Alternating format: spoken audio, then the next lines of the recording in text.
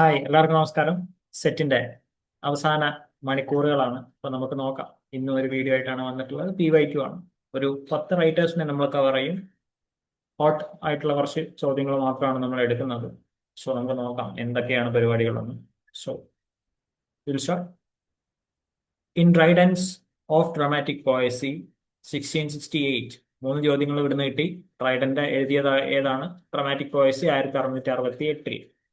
Which of the four interlocutors defends the superiority of English drama and is usually taken to voice Dryden's own view?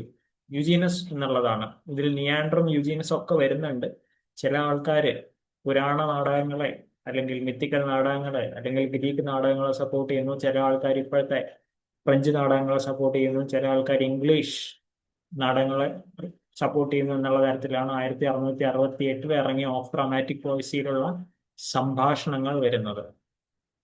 ഡ്രൈഡൻസ് mock heroic satire Mac Flecknoe crowns which contemporary poet as the heir to the kingdom of nonsense. നല്ല ചോദ്യമാണ്. Thomas Shadwell. പക്ഷേ easy question ആണ് കേട്ടോ. ഡ്രൈഡന്റെ Mac ഫ്ലെക്നോയില് kingdom of നോൺസെൻസിന്റെ heir അല്ലെങ്കിൽ അടുത്ത അനന്തരാവകാശിയായിട്ട് ആരെയാണ് പറയുന്നത്? തോമസ് ഷാഡ്വെലിനെയാണ് പറയുന്നത്. In Absalom and Achitophel, Dryden's satirical portrait of the Earl of Shaftesbury, who incited rebellion against the king, appears under the biblical name Achitophel. Achitophel, okay? Absalom and Achitophel.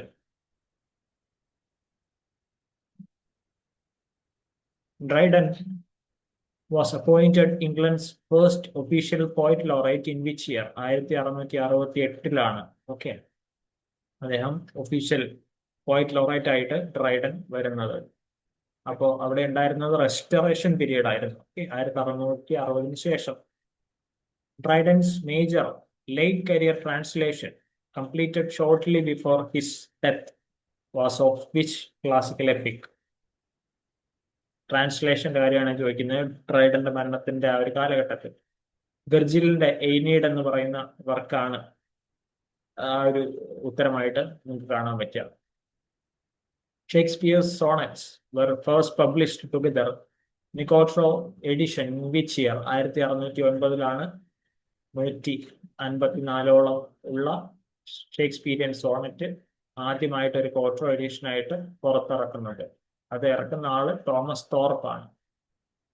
Which play is conventionally grouped with measure for measure, all that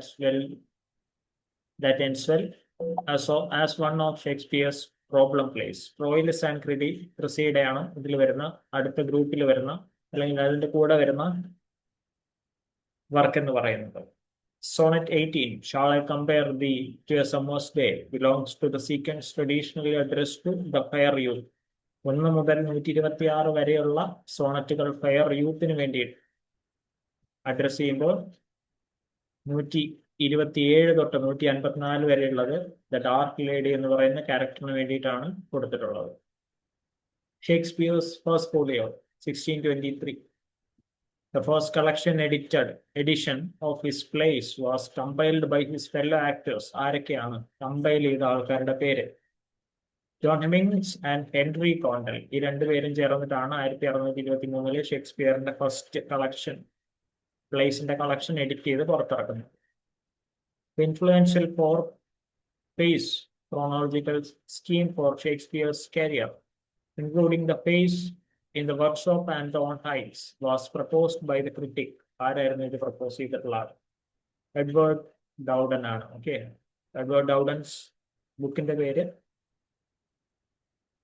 Shakespeare a critical study of his mind and art 1875 പുറത്തിറക്കുന്നത്. Milton's paradise lost is composed in which verse form? Blank വേഴ്സിലാണ് Milton paradise lost എഴുതുന്നത്.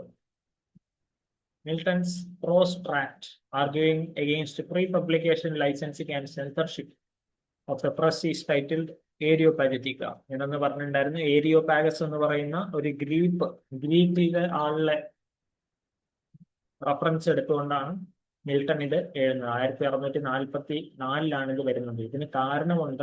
Reason എന്ന് പറഞ്ഞു കഴിഞ്ഞാൽ രാജാവിനെതിരെയും രാജ്യത്തിനെതിരെയും ഒന്നും എഴുതുമ്പോൾ രാജാവ് അറിയാതെ എഴുതാൻ പാടില്ല എന്നുള്ളത് കൊണ്ടാണ് പ്രീ പബ്ലിക്കേഷൻ ലൈസൻസിങ് വെച്ചിട്ടുള്ളത്. അതായത് നിങ്ങളൊരു കാര്യം പബ്ലിക്കേഷന് കൊടുത്തു കഴിഞ്ഞാൽ അതിന്റെ പ്രധാനപ്പെട്ട പൊളിറ്റിക്സ് ഒക്കെ നോക്കിയിട്ട് പബ്ലിഷ് ചെയ്യൂ. അതിനെതിരെയാണ് മിൽട്ടൺ ഏരിയോപജറ്റിക്ക എഴുതുന്നത്. In paradise lost, the line "better to reign in hell than serve in heaven" is spoken by the best ever character Satan. Satan ആണ് പറയുന്നത്. ഓക്കെ, ബിഗ് ബുക്ക് 1-ല്. കാരണം ഇത് 1667 ഇറങ്ങുമ്പോൾ 10 ബുക്കായിരുന്നു ഉണ്ടായിരുന്നത്. 1674 ഇത് 12 ബുക്കായിട്ട് റീപബ്ലിഷ് ചെയ്യുന്നുണ്ട്. അപ്പൊ അത് വേണമെങ്കിൽ ചോദിക്കാവുന്ന ഒരു ചോദ്യമാണ്, എങ്ങനെയാണ് ഇത് വരുന്നത് എന്നുള്ളത്. 1 second.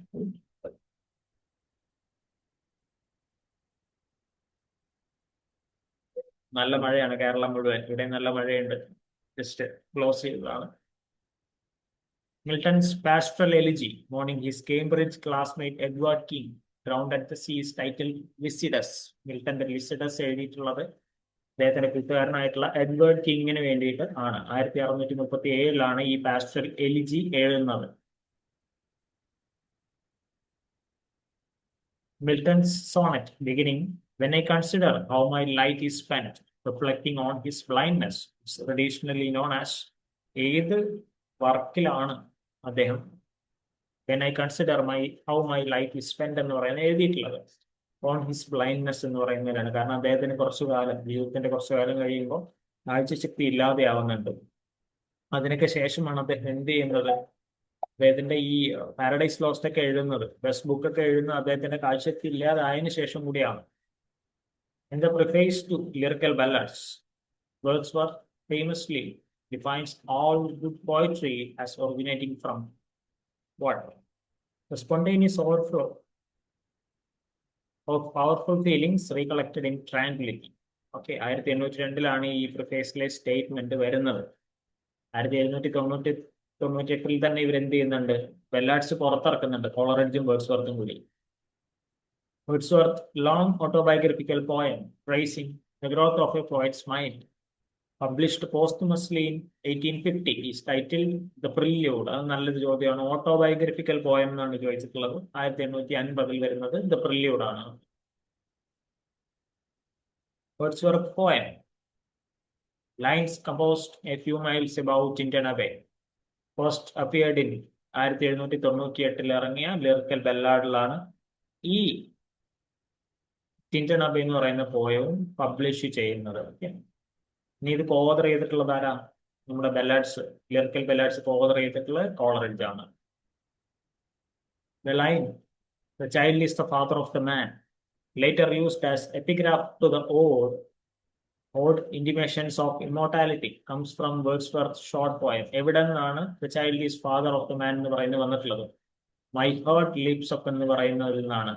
The line closes this short 1802 lyric on the rainbow, expressing continuity between childhood and adult identity. അതായത് ഒരു കുഞ്ഞ് വളർന്നു വരുമ്പോൾ അവനിൽ ഉണ്ടാകുന്ന വ്യത്യാസങ്ങൾ ഉണ്ടാവും അല്ലെ?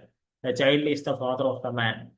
ഇന്നത്തെ കുട്ടികളാണ് നാളത്തെ പൗരന്മാരെന്ന് നമ്മൾ പറയാറില്ല. അതുപോലെ തന്നെ Wordsworth became England's poet laureate in 1843, succeeding whom? Robert Southey. സബേ, Coleridge, Wordsworth, ഇവർ 3 പേരെയുമാണ് നമ്മൾ ലേറ്റ് പോയറ്റ്സ് എന്ന് വിളിക്കുന്നത്. കാരണം എന്താ? അവർ ലേറ്റ് ഡിസ്ട്രിക്റ്റിൽ ഇരുന്നിട്ടാണ്, വേർഡ്സ്വർത്തിന്റെ വീട്ടിലിരുന്നിട്ടാണ് കുറെ അധികം വർക്കുകൾ എഴുതുന്നത്. Keats' term for a writer's capacity to remain in uncertainties, mysteries, doubt, without any irritable reaching after fact and reason is. ഈ പറയുന്ന ഡെഫിനേഷൻ കീറ്റ്സ് എന്തിനു വേണ്ടിയിട്ടാണ് പറഞ്ഞിട്ടുള്ളത്? നെഗറ്റീവ് ക്യാപ്പബിലിറ്റി എന്ന് പറയുന്ന അദ്ദേഹത്തിന്റെ ഒരു ഐഡിയോളജിക്ക് വേണ്ടിയിട്ടാണ് ഇത് പറയുന്നത്. അതായത് ഒരു റൈറ്റർ ആണെങ്കിൽ അൺസർട്ടനിറ്റിയിലൂടെ കടന്നു പോകേണ്ടി വരും, മിസ്റ്ററിയിലൂടെ, ഡൗട്ടിലൂടെ, സ്വയം സെൽഫ് ഡൗട്ടിലൂടെയൊക്കെ കടന്നു പോകേണ്ടി വരും. അത് റൈറ്റർക്ക് മാത്രമല്ല, അവർ പറയുന്ന ക്യാരക്ടറിനും കൂടെ ചേർന്നാണെന്നാണ് പറയുന്നത്. He coined the phrase in 1817, letter to his brothers. സഹോദരന്മാർക്ക് എഴുതിയ ബുക്കിൽ നിന്നാണ്, അല്ലെങ്കിൽ ലെറ്ററിൽ നിന്നാണ്, ബുക്കല്ല ലെറ്ററിൽ നിന്നാണ് അദ്ദേഹം ഈ നെഗറ്റീവ് ക്യാപ്പബിലിറ്റി എന്ന് പറയുന്നത് കൊണ്ടുവന്നിട്ടുള്ളത്. The line, "Beauty is truth, truth is beauty, that is all. We know it and all we need to know," closes which Keats poem? വളരെ എളുപ്പമുള്ള ചോദ്യമാണ്. Odd on A Grecian earn അല്ലെ, അതിൽ നിന്നാണ് ഇത് പറഞ്ഞിട്ടുള്ളത്. Beauty is truth, truth beauty. Okay, ഇനി ഇത് എഴുതിയിട്ടുള്ളത് 1819 ഓഡ് ഓൺ എ ഗ്രീഷ്യൻ ആണ് എഴുതിയിട്ടുള്ളത്. Keats' unfinished epic on the overthrow of the Titans by the Olympian gods is called Hyperion. Hyperion, okay? Greek മിത്തിൽ നിന്ന് വരുന്നതാണ്.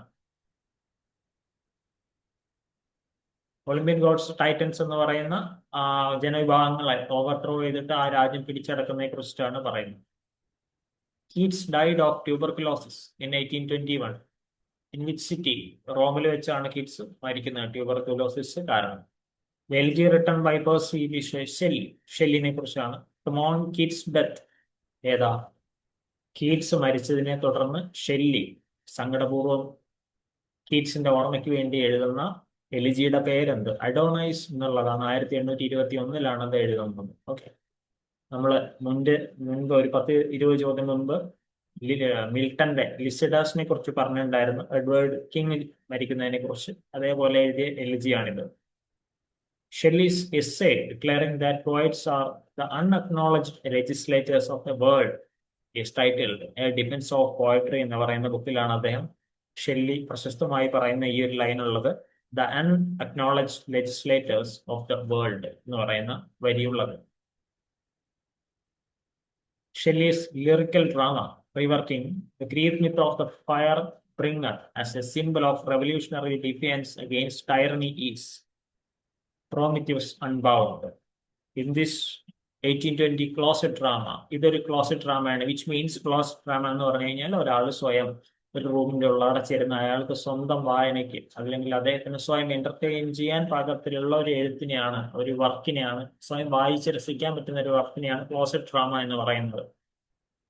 Shelley's sonnet on a ruined tyrant statue ending look on my words ye mighty and despair is titled. അതായത് ഷെല്ലിയുടെ ഒരു sonnet അവസാനിക്കുന്നത് look on my words ye mighty and despair എന്ന് പറയുന്ന ആ സോണറ്റ് ഏത്?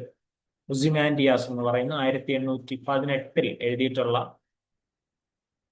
ഈജിപ്ഷ്യൻ ഫറവോയെ കുറിച്ചിട്ടുള്ള ഡിക്കേഡ് സ്റ്റാച്യു ഓഫ് ഈജിപ്ഷ്യൻ ഫറവോ. അപ്പൊ ഫറവോന്റെ അടുത്ത് നോക്കി പറയുന്നതാണ്, ഒസിമാൻഡിയാസ് എന്ന് പറയുന്ന ആളെ നോക്കി പറയുന്നതാണ് ഈ ഒരു സോണറ്റ് എന്ന് പറയുന്നത്. Shelley drowned in 1822 while sailing near which body of water of the Italian coast? The Gulf of La Spezia. Okay, La Spezia. Shelley's Ode to the West Wind is structured in which of its 5 sections using which first one? Rima ഉപയോഗിച്ചിട്ടാണ് Shelley ode to the west wind എഴുതിയിട്ടുള്ളത്. Shelley എഴുതിയതാണ് ode to the west wind. Byron's long satirical mock epic, left unfinished at his death, narrating the picaresque adventures of a young Spanish nobleman, is Don Juan. ബൈറന്റെ വർക്കിന്റെ പേരാണ് Don Juan. 1819 ഇറങ്ങിയിട്ടുള്ളത്. The term Byronic hero, a brooding, rebellious, morally ambiguous protagonist, derives principally from figures in എവിടെ നിന്നാണ് Byronic hero എന്ന് പറയുന്ന heroic അത്രയും അല്ലാത്ത റെബല്ലിയസ് ആയിട്ടുള്ള ആംബിഷ്യസ് ആയിട്ടുള്ള ക്യാരക്ടറിനെ എടുത്തിട്ടുള്ളതെന്ന് എഴുതുന്നത്. ചൈൽഡ് ഹെറോൾഡ്സ് പിൽഗ്രിമേജ് ആൻഡ് ദ ഹോസേയ എന്ന് പറയുന്നത് ഫിഗേഴ്സ് വരുന്നത്. ഓക്കെ, അപ്പൊ ബൈറോണിക് ഹീറോ ആരുടെ ഒരു കൺസ്ട്രക്ഷൻ ആണ്? ലോർഡ് ബൈറന്റെ കൺസ്ട്രക്ഷൻ ആണ്. എന്നാൽ അത് പൂർണ്ണമായിട്ടും ഒരു ഹീറോ അല്ല. Byron died in 1824 while supporting the Greek War of Independence at മിസോളോണിയയിൽ വെച്ചിട്ടാണ് ബൈറൺ മരിക്കുന്നത്. Byron's closet drama about a protagonist tormented by guilt over an unnamed past sin who summons spirits in the Alps is titled Manfred. ബൈറന്റെ മാൻഫ്രെഡ് എന്നുള്ളതിന്റെ കഥയാണ് പറയുന്നത്. Protagonist tormented by guilt, സ്വയം മനസ്സിങ്ങനെ കുത്തി നോവിച്ചുകൊണ്ട്, over an unnamed past sin, പണ്ട് കാലത്ത് എന്തോ ചെയ്തു വെച്ച പരിപാടിയെ കുറിച്ച് ആലോചിച്ചിട്ട് സ്പിരിറ്റ്സിന് വേണ്ടി തന്റെ ജീവൻ കൊടുക്കുന്ന, ആലിപ്സിൽ വെച്ച് ജീവൻ കൊടുക്കുന്ന ഒരാളുടെ കഥയാണ് മാൻഫ്രെഡ് എന്ന് പറയുന്നത്. ഇത് എഴുതിയിട്ടുള്ളത് 1817. Which of the following was not present at Byron's Villa Diodati? gathering in the summer of 1816, the occasion that produced Mary Shelley's Frankenstein. John Keats മാത്രം അവിടെ ഉണ്ടാവാതിരുന്നത്. ഷെല്ലി ഉണ്ടായിരുന്നു, മേരി ഷെല്ലി ഉണ്ടായിരുന്നു, പോളിഡോറി ഉണ്ടായിരുന്നു.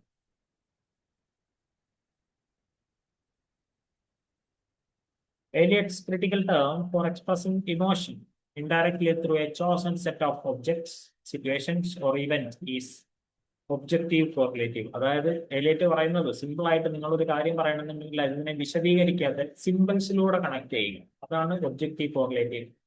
ഇപ്പോ പഴയ സിനിമകളിൽ ഞാൻ എപ്പോഴും പറയുന്ന പഴയ സിനിമകളിൽ എന്തെങ്കിലും പ്രശ്നം ഉണ്ടെങ്കിൽ ഈ എന്താ പറയാ തിര വന്നിട്ട് പാറപ്പുറത്ത് അടിച്ച് ഇങ്ങനെ പൊട്ടിച്ചെളുപ്പമായിട്ട് കാണിക്കും.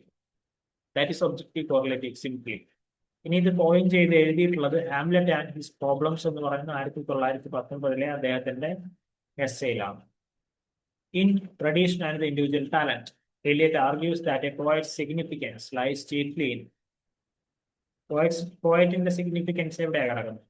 His relation to and continue with living literary tradition. എന്തുകൊണ്ട് ഇങ്ങനെ പറയാൻ പറ്റുന്നു?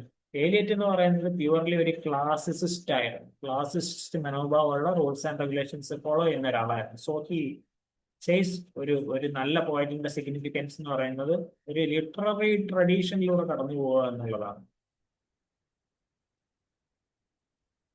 The love song of J. Alfred Prufrock opens with an Italian epigraph drawn from this book. ഡാന്റെയുടെ ഇൻഫേർണോ എന്ന് പറയുന്ന ബുക്കിൽ നിന്ന് കടമെടുത്തിട്ടുള്ള ചില വരികളോട് കൂടിയിട്ടാണ് നമ്മുടെ love song of J Alfred Prufrock എന്ന് പറയുന്ന ഏലിയറ്റിന്റെ കവിത തുടങ്ങുന്നത്.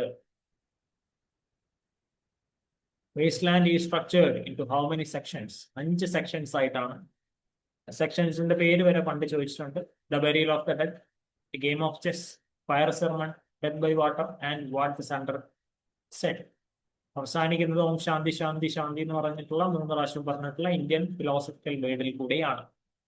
Eliot's later meditative poem sequence comprising Burn Not and Is Cooker, Dry Salvages and Little Gidding is ഈ 4 പോയം സീക്വൻസും കൂടെ വരുന്ന പോയം കളക്ഷന്റെ പേരെന്താണെന്നാണ് ചോദിച്ചിട്ടുള്ളത്. ഏതൊക്കെയാണ് അതൊക്കെ? Burnt Norton, East Coker, Dry Salvages, Little Gidding. ഇതൊക്കെ കൂടെ കളക്ട് ചെയ്തിട്ടുള്ള പോയം സീക്വൻസിന്റെ പേരെന്താ? 4 Quarters എന്നുള്ളതാണ്. അത് 1936 മുതൽ 42 കാലഘട്ടം വരെയുള്ള ടൈമിലാണ് എലിയറ്റ് എഴുതുന്നത്. Woolf's novel following a single day in London as Clarissa Dalloway prepares for a party is Mrs Dalloway. Direct ചോദ്യമാണല്ലോ. 1925 ഇത് പബ്ലിഷ് ചെയ്യുന്നത്. Woolf stream of consciousness technique വെച്ചിട്ടാണ് ഇത് എഴുതുന്നത്. Woolf's experimental novel, whose protagonist lives across centuries and undergoes a change of sex, is Orlando. അത് 1928 ഇറങ്ങിയതാണ്. അതിന്റെ full name എന്ന് പറയുന്നത് ഓർലാൻഡോ എ ബയോഗ്രഫി എന്നുള്ളതാണ്. In A Room of One's Own, Woolf invests a figure to illustrate the historical obstacles faced by women writers named Judith Shakespeare. A room of വൺസോണിലാണ് Judith Shakespeare എന്ന് പറയുന്ന ഒരു ക്യാരക്ടറിനെ wolf introduce ചെയ്യുന്നത്. എന്തിനു വേണ്ടിയിട്ട് നിങ്ങൾക്ക് അറിയുന്നുണ്ടായിരിക്കും. Virginia and Leonard Woolf founded which publishing house in 1970. Hogarth press ആണ് വിർജീനിയ വൂൾഫും ലിയോണാർഡ് വൂൾഫും കൂടിയിട്ട് 1917 തുടങ്ങുന്നത്. Woolf was a central figure in which early 20th century London-based intellectual and artistic circle. The Bloomsbury ഗ്രൂപ്പിലാണ് ഇവരുണ്ടായിരുന്നത്. Included Woolf, Keynes, Lytton Strachey, E M. Forster. ഫോസ്റ്ററെ നമുക്ക് കുറച്ചും കൂടെ അറിയുന്നുണ്ടായിരിക്കും. ലിറ്റൻ സ്ട്രാച്ചനെ നമുക്ക് അറിയുന്നുണ്ടായിരിക്കും. In the Marxist model of society, the economic base is said to determine the superstructure which consists of political, legal and cultural institution and ideology. Okay. അപ്പോൾ base സ്ട്രക്ചറും super സ്ട്രക്ചറും marks പറയുന്നതാണ്. The concept of hegemony, ruling class dominance secured through cultural consent rather than force alone, was developed by Antonio Gramsci. Gramsci ഒക്കെ ചോദിക്കാറുണ്ട്. Gramsciയാണ് prison notebook എന്ന് പറയുന്നത് എഴുതിയിട്ടുള്ളത്. Prison notebook. The text by Marx and Engels that opens with the line, "A spectre is haunting Europe. Spectre of communism is." ഈ വരികളോട് കൂടി തുടങ്ങുന്ന മാർക്സും ഏംഗൽസും എഴുതിയിട്ടുള്ള ബുക്കിന്റെ പേര് ചോദിച്ചിട്ടില്ല. എന്താ വരി? "A spectre is haunting Europe. The spectre of communism." Okay. Communist manifesto എന്ന് പറയുന്ന 1848 മാർക്സും ഏംഗൽസും കൂടെ എഴുതിയിട്ടുള്ള ബുക്കിലാണ് ഈ വരി വരുന്നത്. The theory of ideology as the imaginary relationship of individuals to their real conditions of existence, along with the concept of ideological state apparatus, was developed by. Simple ആണ്. Ideological state apparatus എന്ന് പറയുന്ന ideology കൊണ്ടുവന്നത് ആര്? Luis Althusser ആണ് 1970. Through essay ideology and ideological state apparatus എന്ന് പറയുന്നത്. Marxist critic who introduced the concept of structure of feeling, described the lived shared experience of a particular culture or period is Raymond Williams. Structure of feeling എന്ന് പറയുന്നത് കൊണ്ടുവന്നത്. Okay. He developed this concept across words like the long revolution and Marx and literature എന്ന് പറയുന്നതിൽ കൂടിയാണ് Raymond Williams ഇത് കൊണ്ടുവരുന്നത്. Okay. Anyway, thank you. എന്തായാലും നന്നായിട്ട് പഠിക്കുക. ഇനിയധികം മണിക്കൂറുകളൊന്നും മുമ്പിലില്ല. ഓക്കെ. അടുത്തൊരു വീഡിയോയിൽ കാണാം. നമ്മൾ ഒരു വീഡിയോ കൂടെ അപ്ലോഡ് ചെയ്യാൻ എന്താ പറയുക ട്രൈ ചെയ്യുന്നതായിരിക്കും. So keep watching. നന്നായിട്ട് പഠിക്കുക. ഈ പ്രാവശ്യം തന്നെ നമുക്ക് ക്ലിയർ ചെയ്യണം. All the best.